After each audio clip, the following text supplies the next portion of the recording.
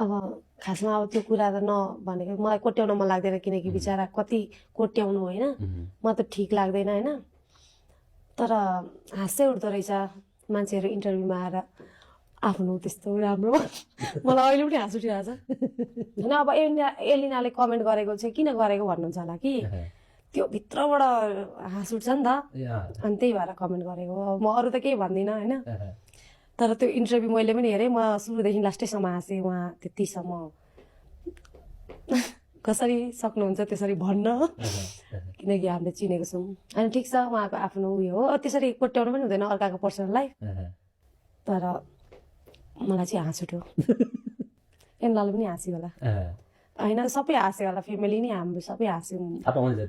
जसलाई थाहा छ उहाँहरूले हाँस्नुभयो होला तर मान्छे पनि सजिलै मायाको नाटक गर्न सक्छन् है गर्छन् त नाटक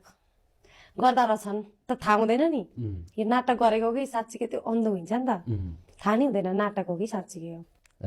त्यस्तो हुँदो रहेछ तर माया गर्ने मान्छे साँचो माया गर्ने मान्छे आफूसँग पाइयो भने जीवन चलाउन अथवा कुनै पनि आफूले सोचेको काम पुरा गर्न सजिलो हुन्छ है सजिलो हुन्छ कि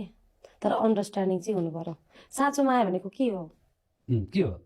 थाहा नै छैन कि मलाई त खासै खोइ के हो साँचो माया भनेको अब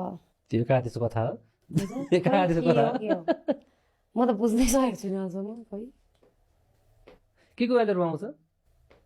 चित्त दुखेर के कुरा चित्त दुख्छ सानो कुरा अब नर्मल कुराहरू जुन आफूलाई कस्तो नर्मल लागेको हुँदैन क्या त्यो कुरा उनीहरूले नर्मल लिँदा पनि चित्त दुख्छ मलाई त झन् पितिक म त त्यस्तो हुन्छ भनेको हामीलाई कस्तो ठुलो कुरा लागिरहेको हुन्छ तर उनीहरू कस्तो नर्मल लिइदिन्छ क्या त्यस्तो कुराहरूलाई सानो कुराहरू अनि कस्तो नराम्रो लाग्छ त्यस्तो कुरामा चाहिँ चित्त दुख्छ मलाई त सानो कुरामा